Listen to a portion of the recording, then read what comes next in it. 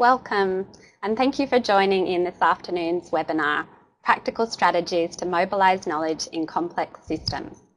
My name is Jackie Stevenson. I'm the Learning and Development Manager for the Australian Prevention Partnership Centre. We're hosting this webinar together with the Sachs Institute and the Cognitive Decline Partnership Centre. We're broadcasting today from Sydney, and I'd just like to pay my respects to the traditional owners of the land, the Gadigal people of the Eora Nation. We're very pleased to have international experts, Professor Diane Finegood and Dr. Bev Holmes, presenting the webinar today. Professor Diane Finegood is from Simon Fraser University. She's an experienced research leader and a strategic visionary with an exceptional track record of leading provincial and national health research organisations. Most recently, she served as President and CEO of the Michael Smith Foundation for Health Research. Dr. Bev Holmes is the acting current President and CEO of the Michael Smith Foundation for Health Research. Bev draws upon a wealth of experience in health research, practice and policy. Dr. Holmes has spent 13 years as a health communications and knowledge translation consultant, researcher and writer, so we're in very good hands today. Just a few notes about the Australian Prevention Partnership Centre. Together with the Cognitive Decline Partnership Centre, we're two of three partnership centres funded by the National Health and Medical Research Council and other partners. The Partnership Centre model focuses on co-producing evidence, with researchers and policymakers working together. The focus of the Australian Prevention Partnership Centre is the prevention of lifestyle-related chronic disease. Just some instructions for the webinar. If people could take down the following number for technical support, 1800 733 416, that would be great. I'll just give you a moment to take that down. And for any questions or comments, please submit them via the chat box on the bottom left-hand side of the screen. We'll be going through the questions at the end of the webinar. I'll now hand over to Dr. Bev Holmes.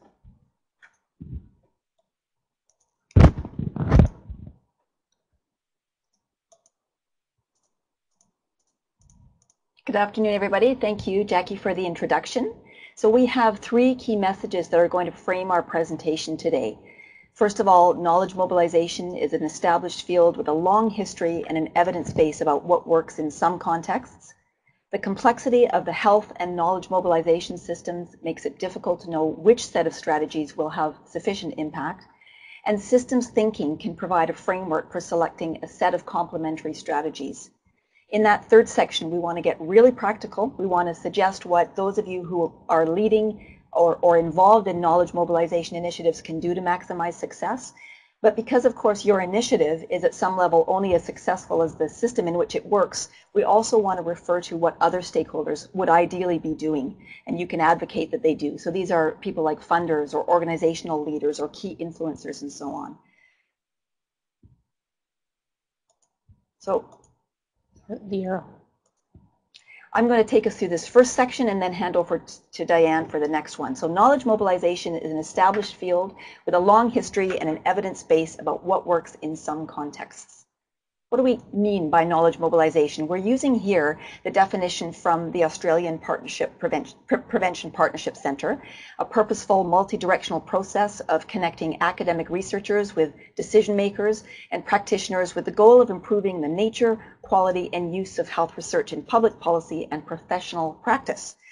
So you'll probably have heard other definitions, but they're generally aimed at that same target, which is improving policy and practice.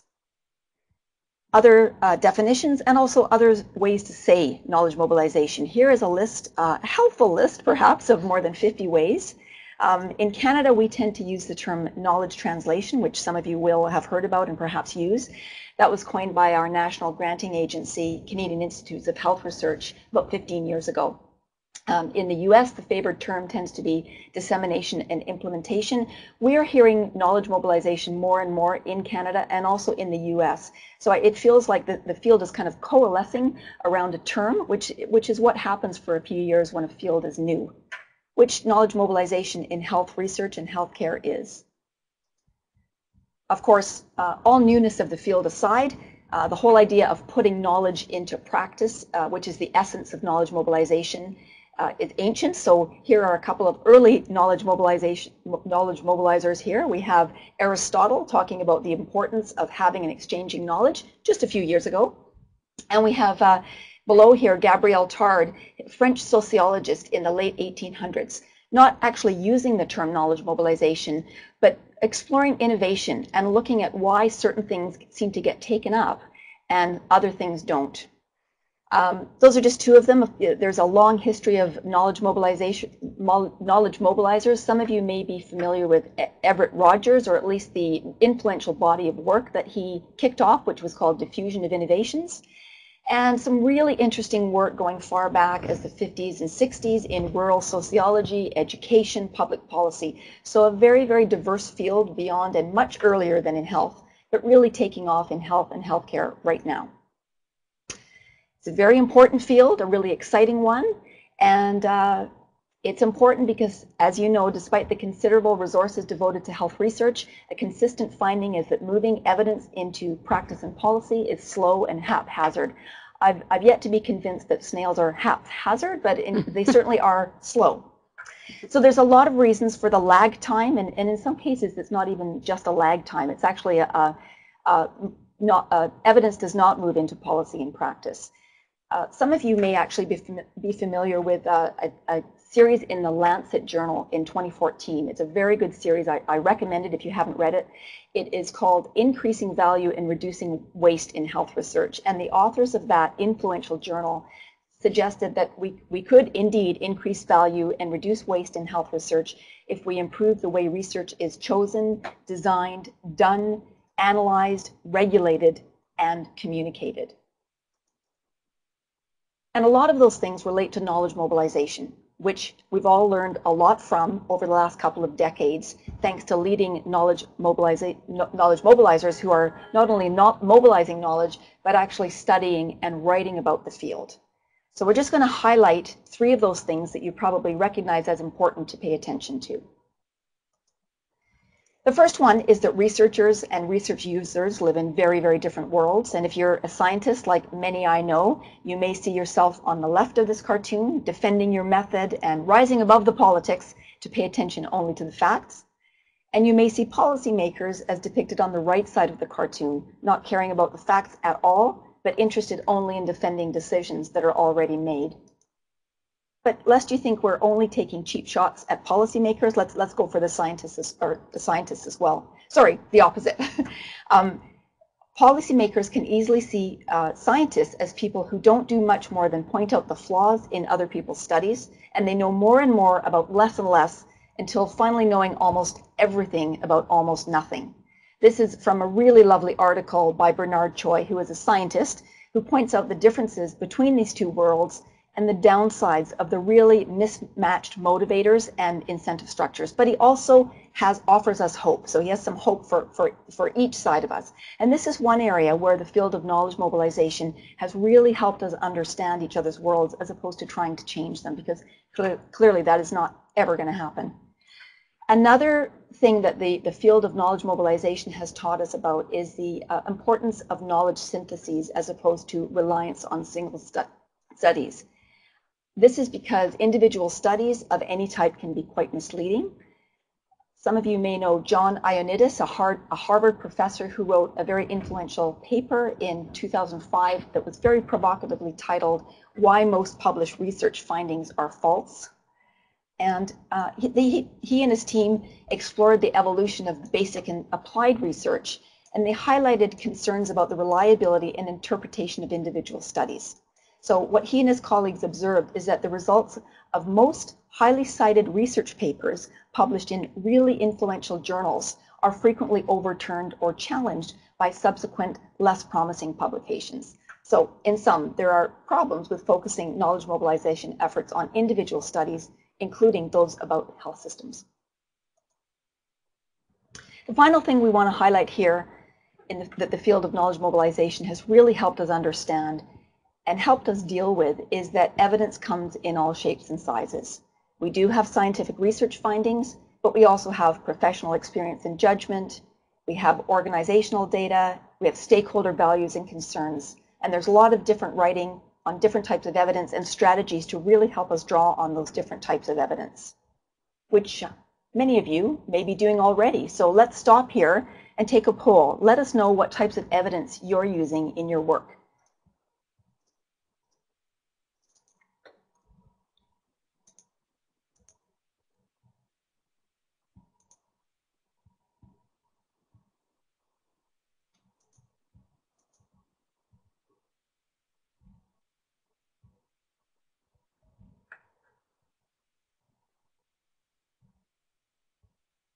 Shifting and changing quickly. Yeah. Oh, we got some other happening, and it's a shame that we can't. We'll get people maybe to type in their other in the chat room there. That's great. Okay. So a lot of scientific research findings. A mix, a good mix. Great. Okay. Thank you. So we have learned a lot from the field of knowledge mobilization. But there's a lot that we need to learn. We still get stuck a lot of the time. And we have, Diane and I, the point of this webinar is suggesting that one of the reasons that we're stuck here is that has something to do with complexity, which takes us into the next section of the webinar. So thanks, Bev. I will take over from here and talk a little bit about complexity and the difference between simple, complicated, and complex systems. So the message here is that complexity of health and of knowledge mobilization systems makes it difficult for us to know what set of strategies will have sufficient impact. And let's start by talking about the difference between simple, complicated, and complex.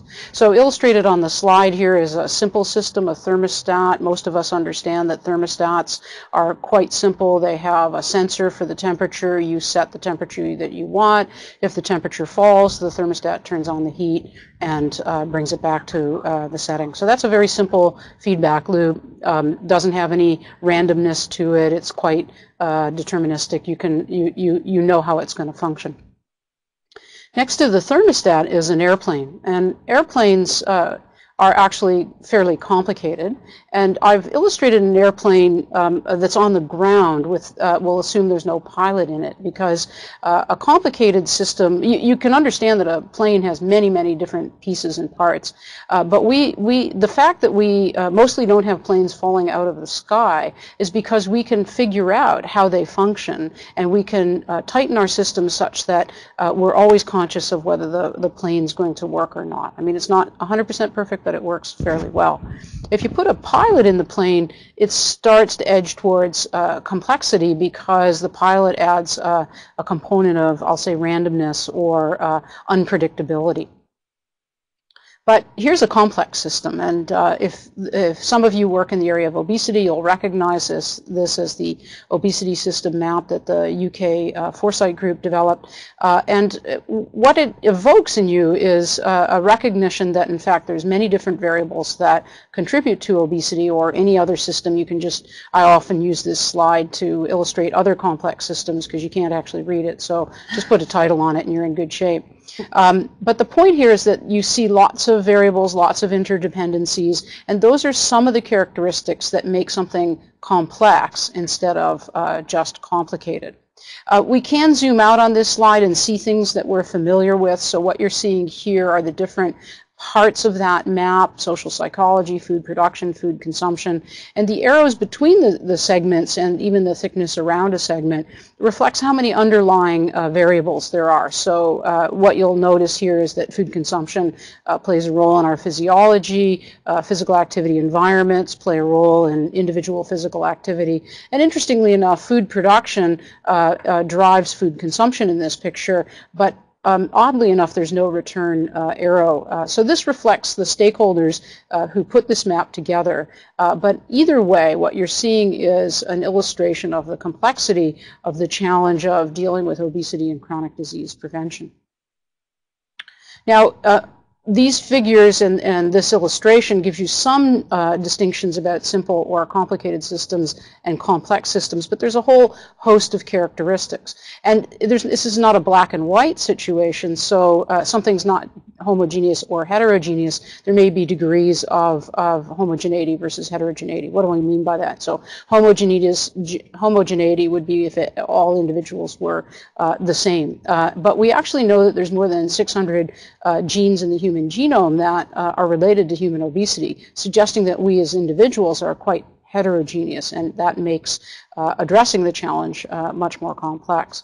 I'll jump to deterministic and stochastic. Those might not be familiar terms, but deterministic, like it sounds, you can figure out what's going to happen, and think about that airplane. You know exactly how each of those pieces fits together and when to change them out, things like that, at least the people who work on planes. Stochastic means there's an element of randomness in it. And again, if we take as an example the obesity situation, there's lots of randomness in, for example, triggers to obesity. There was a nice study done a number of years ago that did a retrospective look at individuals who had either gained weight or lost weight over a period of time, and asked the individuals what was the trigger for your weight gain or your weight loss. And interestingly enough, the list of triggers was exactly the same for weight loss and weight gain, which suggests that triggers is something that's very hard to predict. There's a randomness, or at least it appears random. It may not be random to the individual, but it appears that way. We see from the figures that interdependency is an important component of a complex system. There's many different variables that relate to each other. Those interdependencies create feedback loops. I think in the original obesity system map, the largest feedback loop actually had 17 variables in it. So it makes it difficult to actually affect one variable and know how it's going to affect the rest of the system. So those feedback loops create this kind of adaptive and self-organizing aspect of the system, and it causes things to emerge from the system that are difficult to predict. So thinking about these characteristics of systems that are simple or complicated or complex, and thinking about the areas that you work in, we've got another poll for you. So which characteristic of complexity is most important in the system you're trying to mobilize? Is it the heterogeneity of the participants, the nonlinearity, the randomness, etc.? So please go ahead, and it might be a harder question to answer, but tell us what the most important characteristics actually are. I love the sense of horse race that the polls tend to give you here. So it's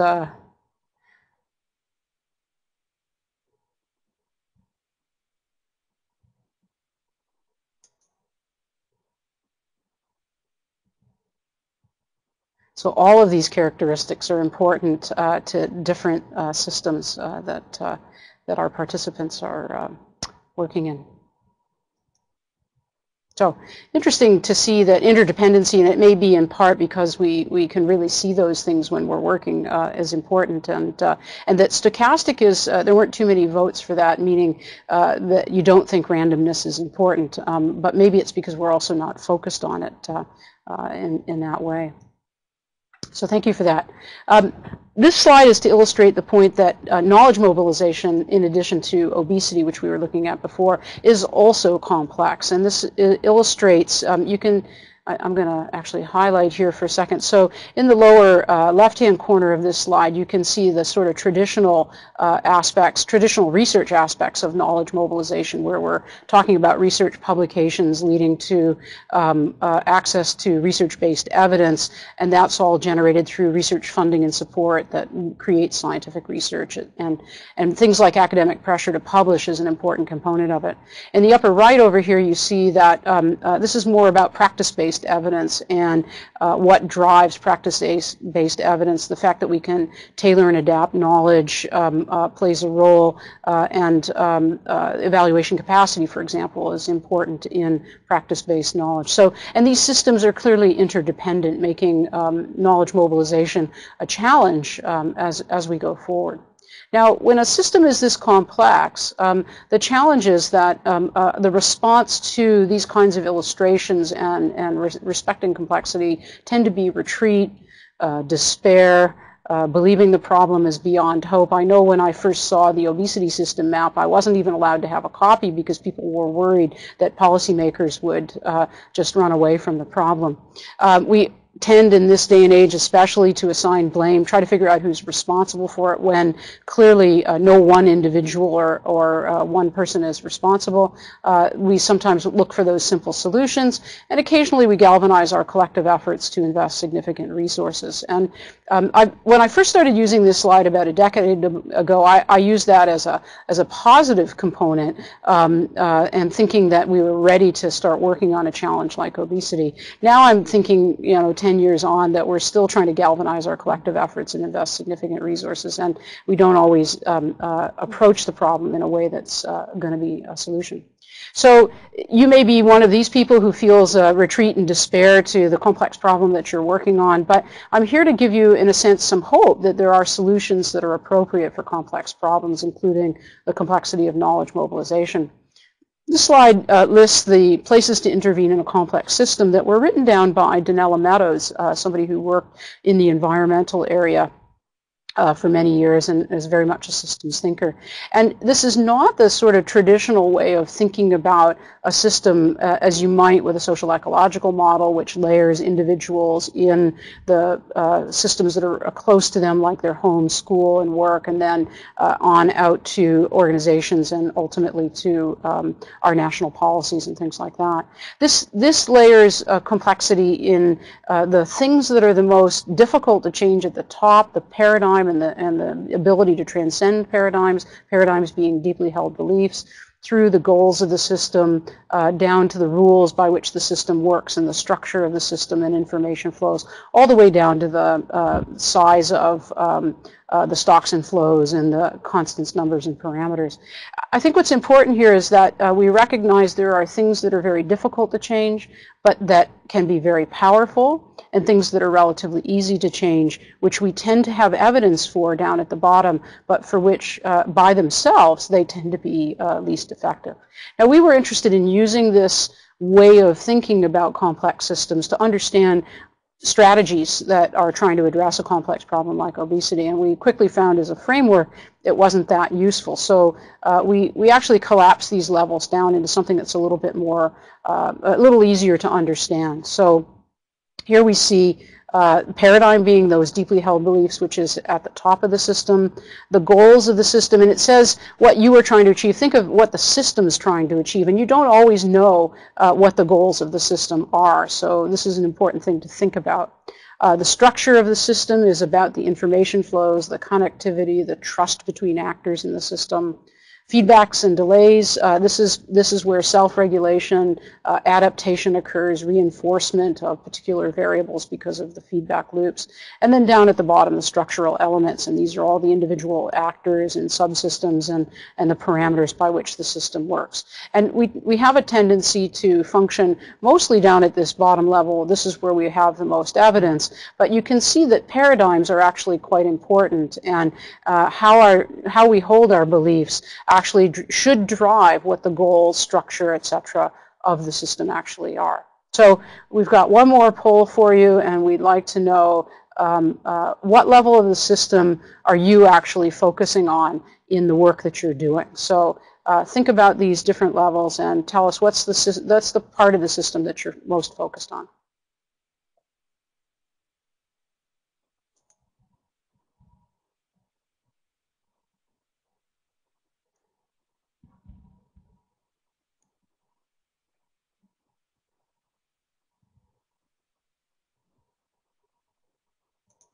It's interesting to see that there's lots of focus on the goals, and that's good. I suspect that and this is probably my error in creating this slide, it says what you're trying to achieve. You're probably not as focused on what the system itself is trying to achieve, but that's okay. This is just a little exercise. And interesting to see that not as many people are necessarily working on the structural elements as I might have predicted. So.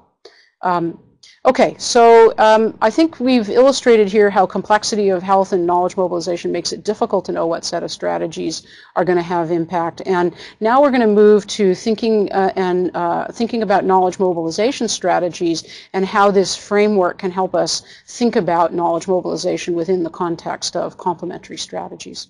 And I think, Bev, we're back. No? Oh, that's right. Sorry. gotta remember when to hand off here. So, so our last message here is that systems thinking can provide this framework for selecting that complementary set of things. Now, this is a big slide, not expecting you to read all those bits and pieces, but it just lays out the general framework for the next part of the talk, which is we've got our levels here on the left-hand side, and we've taken material from various places, paper that Bev has written about knowledge mobilization, some of the strategies of the Australian Prevention Partnership Centre, and other experience that we have, and categorized 3 different sets of strategies by the 5 levels here. So I'm going to start by talking about some general approach aspects, and then Bev will talk about knowledge development, and we'll come back to leadership at the end there. So general approach, the first section. So here's a challenging issue, and you'll see on each of these slides now down in the lower right the pyramid, and it just signals what level of the system we're working at, and you'll start to see how these things intersect. So typically when we're developing policy, we set a target and we try to achieve that target, but that doesn't necessarily enable us to adapt and continuously improve or use quality improvement as a strategy. And one of the things that I think is incredibly important is that we actually embrace failure. And I know that's a very difficult thing to do. I've had my own failure at embracing failure in my experience. I remember once when I had a project funded by an organization, and one of my staff members wanted to write a blog about all the things that we had done wrong, and we'd learned how to improve. And in the end, I couldn't let him post the blog because it was too worrisome about whether or not we would get refunded, and so we couldn't go there. And I get that this is very difficult, but what's important to recognize is that if you can embrace failure, you can create much more resilient and adaptive systems, because by embracing it, you're focusing on where things went wrong and how you can improve them. So we put this at the paradigm level because there are some deeply held beliefs about these things, about whether you're allowed to actually, the deeply held belief is you're not really allowed to talk about failure, and that makes it more difficult to adapt and continuously improve. At the level of goals, when we're talking in terms of the general approach, we typically focus on the goal, and we create our metrics around the goal of what we're trying to achieve, like, reducing childhood obesity by some percent, 5% by 2025 or 2030, depending on where you sit. But what's challenging about that is it doesn't actually help us if we achieve the goal, know what we did right, or if we don't achieve the goal, know what we did wrong. And it's actually more helpful to shift our thinking about goals to focusing on the steps of getting there. And that is also related to how we can also continuously improve, because if we've got a long-term target far down the track, it's difficult to actually address and adapt to challenges. So I would encourage you to think about goals at the steps along the way. At the level of the structure, again, this is about connectivity and information flows. And so I think a really important thing is to think about trust and respect among stakeholders. And I give you here just some language to help you think about trust and the difference between simple trust, which is devoid of suspicion but doesn't require any reflection and can't be recovered if it's lost. But authentic trust, which is more mature, it recognizes that there might be disappointment or betrayal, and it must be continuously cultivated. And then there's always the other side of the coin, which is cordial hypocrisy, or a facade of goodwill and congeniality. Why is this important? It's important because trust and complexity are interdependent. If we live or if you work in a high trust environment where you trust your colleagues, then the complexity of operating in that environment is reduced. If you live or work in a low trust environment, then, and if you've been there, you know that the complexity of operating in that system is much greater. And it's really important to try to match capacity and complexity. So building trust is an important strategy to getting there. At the level of feedback and delays, clearly creating a dedicated research and evaluation function is important for knowledge mobilization.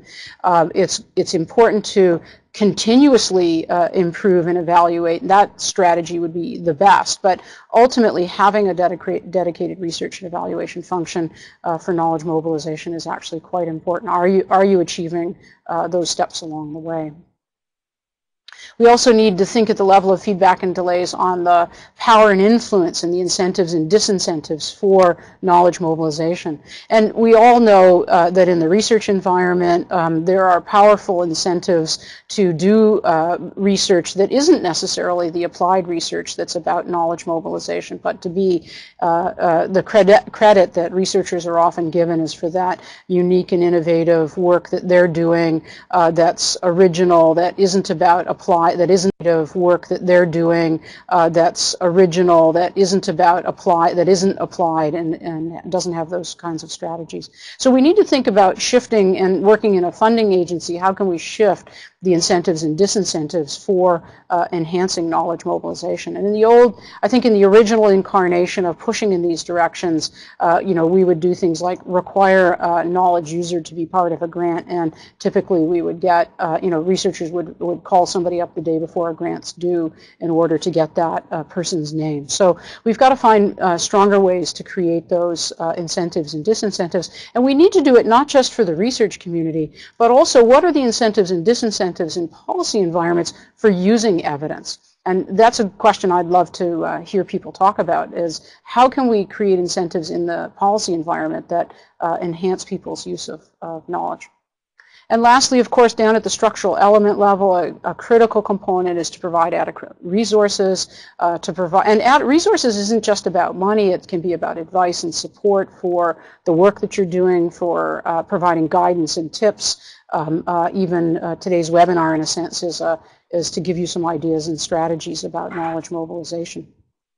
So I'm going to hand this back to Bev now, who's going to walk us through the levels as it relates to knowledge development. Thanks, Diane, again. So onto the theme of knowledge development within any initiative. Here are a few strategies that you can use at each of those levels. We'll go through each of the levels, or that you can advocate that others use, because much as we would like to be in control of everything, we're not. So at the paradigm level, sorry, bear with me with my slides. In health research, the paradigm level still privileges explicit or scientific knowledge, very largely at least, even though we'd like to think it wouldn't, it still does. So as leaders of projects or initiatives or organizations, we can recognize that knowledge is about research and practice, about explicit and tacit knowledge, and we can act on that recognition. This topic relates slightly to the earlier slide where we were talking about the different types of evidence, but here we're talking more broadly about knowledge, and we're really dividing it into two types, or perhaps putting it on a continuum. So explicit, which is written knowledge, typically represented by scientific research literature, and tacit is the know-how stuff. It's accumulated through previous knowledge, experience in local communities, and professional expertise. And the concepts of explicit and tacit knowledge are explored in depth in the organizational theory literature, which looks at how private, public, and charitable sectors manage knowledge. And one of the points that's been made in that literature is that organizations tend to favor one or the other, explicit or tacit knowledge, but that firms that really do the best job of creating and using knowledge use a hybrid model. I think this becomes especially important when we're bringing patients or members of the public into the mix. Despite our best efforts, rather than legitimizing the knowledge that they have, often what we end up doing is teaching them our jargon and our theories and the stuff that we know in order to have a conversation with them. We try not to, but it often ends up what we're doing. So it's also important to recognize that not all tacit knowledge is helpful either. You can get some very, very entrenched practices that prevent change from happening. So tacit knowledge needs appraising in the same way that explicit knowledge gets appraised. So what can you do about this? At the initiative level, you can describe and articulate the differences between these two areas of knowledge and make clear their value. And you can facilitate conversations and planning sessions that really draw out and challenge both explicit and tacit knowledge.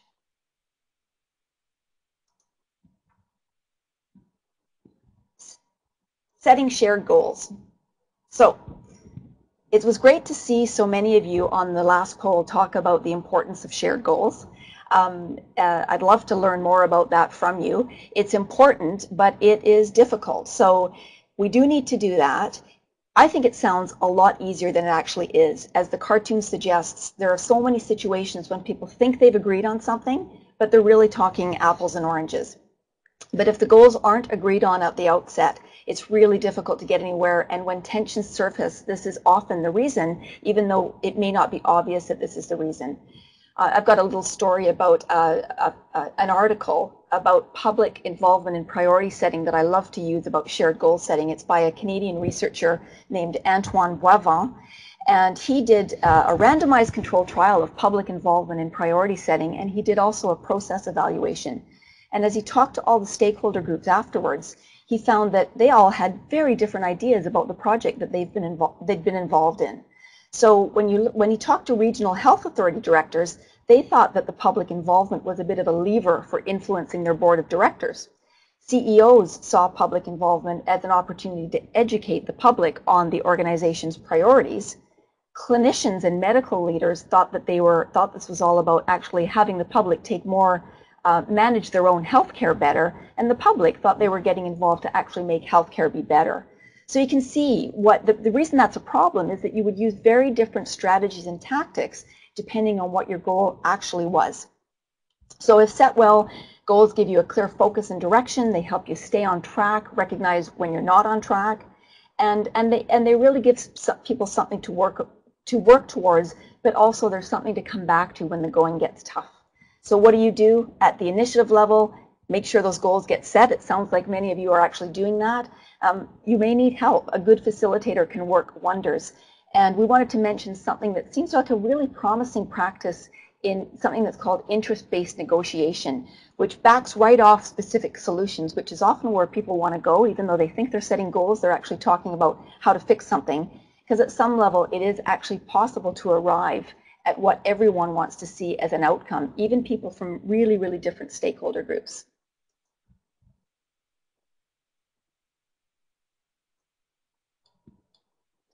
Okay, now we're moving down to the structure level, and I know that you all know a lot about co-producing knowledge. Diane and I are hearing about it a lot on our visit to Australia. We're excited to learn more.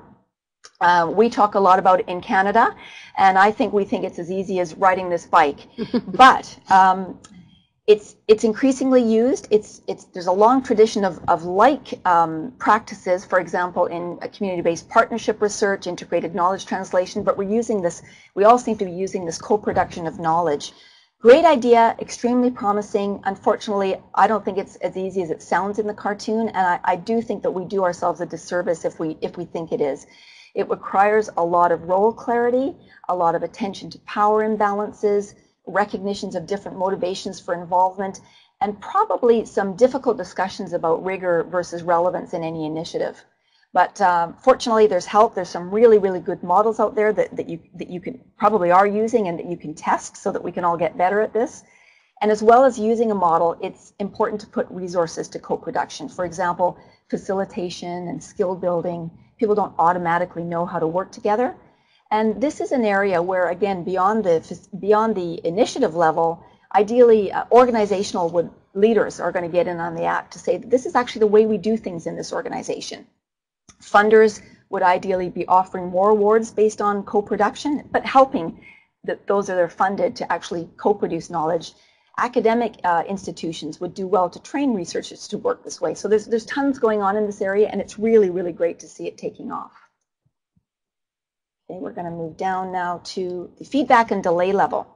Shared measurements, again, related to shared goal setting. Great strategy, and there's lots of work to draw on here.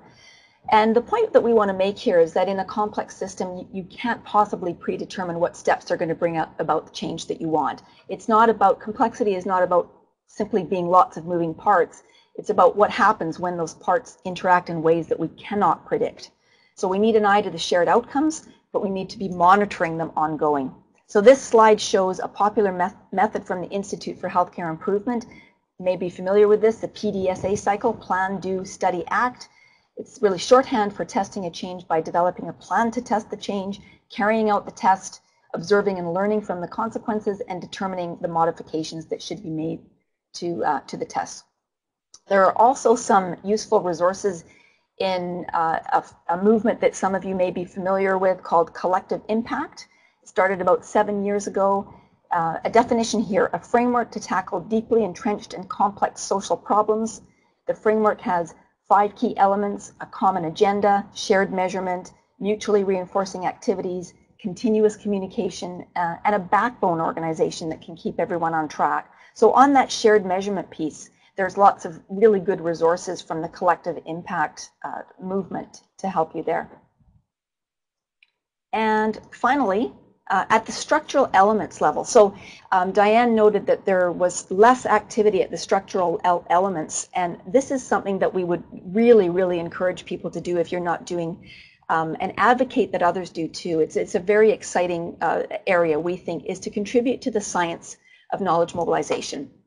It goes beyond an evaluation of the initiative that you're working on to explore the determinants of knowledge use and effective methods for promoting evidence uptake. We all do a lot of talking about how important context is, and it is indeed important, but sometimes we worry that we're thinking that things are so context dependent that you can't learn anything about anything else from any initiative, and it's just not true. We need more information on what works in knowledge translation. So, what can you do as a leader or a participant in a knowledge mobilization initiative? Definitely draw on the really, really strong literature that's developing here, but also commit to studying what you're doing for the benefit of all of us. For example, don't invent a new model. You can actually use one of the many, many models that's out there and test it and suggest changes so that we can all do this work better. Diane. Okay, so I'm going to take us through the last section on leadership, but I just want to remind folks that we are receiving questions. You can put your questions into the chat box, and we should have about 10 or more minutes at the end to go through those questions. So we'd encourage you to start thinking about those things. So leadership is the last sort of column here of content as it relates to strategies for knowledge mobilization, and leadership is incredibly important. We've already talked about shared vision, but that also recognized that there's a power of shared leadership. So Trish Greenhalgh did a nice piece of work a number of years ago on the diffusion of innovation, and she talks about how in complex systems you can't let something happen, i.e. provide no leadership, or make things happen, i.e. have a top-down strategy. But what you need to do is you need to help things happen, and helping things happen can happen through shared leadership and decision making. So recognizing that this is an important component, and that your deeply held belief needs to be that shared leadership is actually a strategy that's going to help would be a very powerful approach. In terms of recognizing that shared leadership is important, then that leadership can together promote a shared vision and values for a particular project. And we talked earlier about how getting people on the same page isn't necessarily easy, but clearly if we can get people closer to have a common vision and values, then that kind of a goal can be very helpful in promoting knowledge mobilization. So leadership really needs to be distributed. So this is at the structural element level. If you believe in the power of shared decision-making and leadership, then what you need to do is distribute leadership and find ways to support leaders to enable them to act at the level at which they're at to create adaptation and change. So this is an important component of the structure of a system. Again, you can't make things happen in a top-down way, but you need to support and help things to happen. And from a leadership point of view, this would be about distributing leadership. Leadership is ensuring continuity of leadership is also important. We've put this at the feedback and delay level in part because there can be significant delays in knowledge mobilization when the situation arises that leaders turn over. And we certainly know in the policy environment, many of us have had the experience of working on a project and then finding that the person who's assigned to that project from government, it turns over. And this is not meant to be, criticism. We understand that this is an important, this is part of how the system works, but looking for strategies within the context of that to ensure the continuity of the information transfer, etc., becomes really important, or finding ways for individuals who may have moved on to finish out a project. Those are kinds of strategies that would ensure continuity and create less delays sometimes in projects that are ongoing. And lastly, a strategy for leadership is to recruit and support opinion leaders. So at the top, you know, we recognize that opinion leaders can actually influence others in a system. So we put this at the structural element level because it's a strategy to create that leadership and disseminate that change in deeply held beliefs by using opinion leaders to spread the kind of thinking. So just coming back now to our key messages, just to summarize that knowledge mobilization is an established field, as Bev has pointed out. It's been around for a long time, and there is an evidence base about what works. We've tried to synthesize that evidence base in a relatively simplistic way. We recognize that, but hopefully this is actually helpful in thinking about the strategies from a complex systems point of view. The complexity of health and knowledge mobilization makes it difficult, but what's important here is to start thinking about how the levels interact. So if you want to change the deeply held beliefs of a system, you need to think about how the goals, the structure, the feedback loops and delays, and the structural elements support a shift in the deeply held beliefs by which the system is operating. And so the point here is that systems thinking can provide a framework for selecting that complementary set of strategies that help us get where we would like to go. So we've now come to that part of the presentation where we can answer some questions, and we do have a few questions now. The first question I will read to you is, can you please expand on how best to change system beliefs and culture beyond embracing failure? So I've started to allude to that by suggesting that by thinking within the context of all the levels of a system, how they interrelate is important. And also understanding how different goals of a system might be complementary or not is important. We did a piece of work at one point where we were looking at papers that were written for a conference on making food systems healthy, green, fair, and affordable. And we parsed it out into the different levels of the system. And what we found is that sometimes the deeply held belief that makes a system function from a healthy point of view is not consistent with green, fair, or affordable. Think about the notion of a green system. The deeply held beliefs of people who want to drive the system that way think you should pass on the costs of making food sustainable and from a green point of view to the consumer. But that doesn't make it affordable or equitable. So we have to start to understand those things, and then how our actions below the level of the deeply held beliefs works. Hard to do, not a simple matter, but really incredibly powerful. Occasionally, paradigms or deeply held beliefs can change, in a sense, overnight, or at least the perspective about what those are change overnight. And that seems to happen when we have an election. And I'm thinking our most recent situation in the US, where we went from President Obama to President Trump. There was kind of an overnight change in the public discourse about how government functions. We had a similar change in Canada not that long ago, where we went from a very conservative leadership to and who actually tried to prevent people from accessing government evidence, or for evidence to be important, to a leader who says, evidence, well, it's 2016 or now 2017, of course we're going to try to use evidence, and they're proceeding to try to hire a chief science advisor whose job it will be to bring evidence into policymaking and government evidence out. So sometimes you can have those paradigm changes because key leadership makes a change, but often you have to work at it for a very long time and have consistent strategies to go about it. Let's see, what kinds of things are likely to actually allow continuity? Whoops, I've got a knot. Practical strategies. How do we immunize against losing relationships, leadership, when policymakers move on? So I don't know the answer to that question. I think I need you folks to answer that question for me. But I do think that recognizing the continuity of leadership is the first piece, recognizing that that's important and you could really slow things down.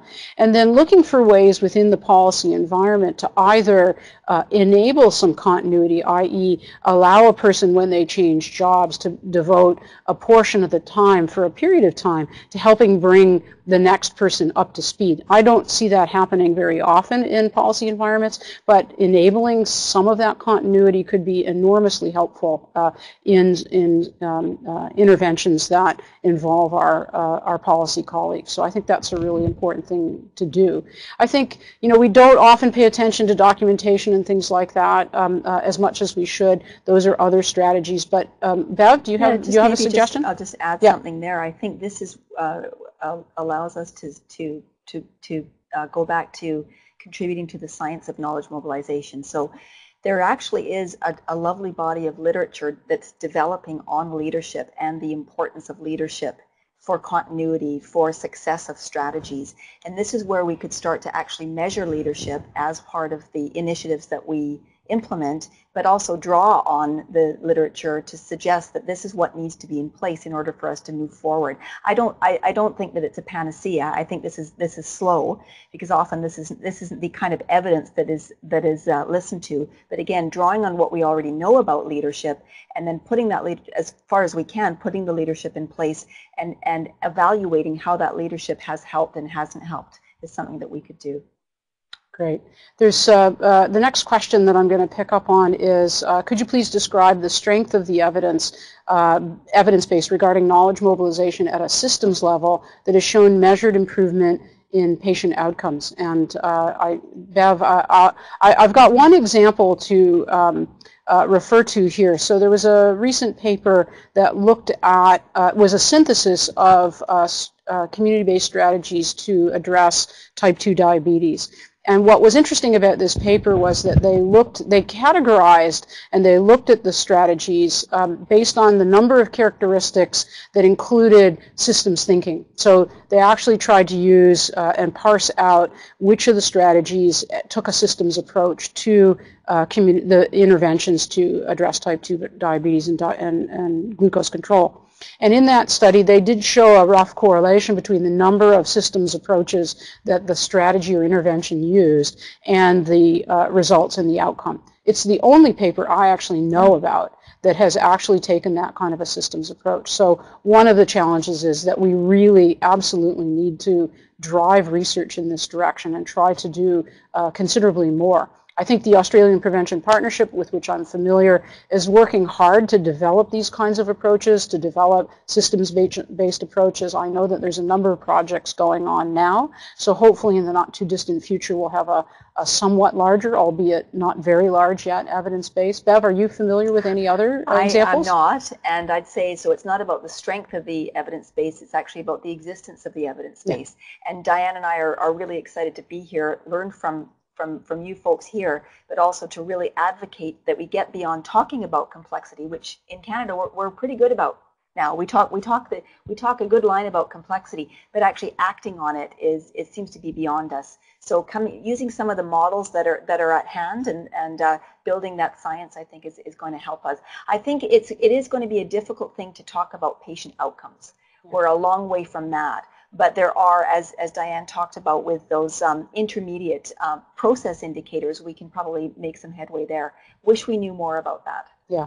Somebody's asked who are the authors of the paper that I made reference to, so I'm hoping my memory is working reasonably well here despite a little bit of jet lag. I think the two authors that I can recall are Leykum, Leykum, and Lanham, Lanham, something like that. So I think if you Google that or do a search with those names, HAM, something like that. So I think if you Google that or do a search with those names and synthesis, type 2 diabetes, you should be able to pick up on that paper. We've got time for another question. So this one is, measures of research impact in Australia don't yet seem to recognize the value of co-production.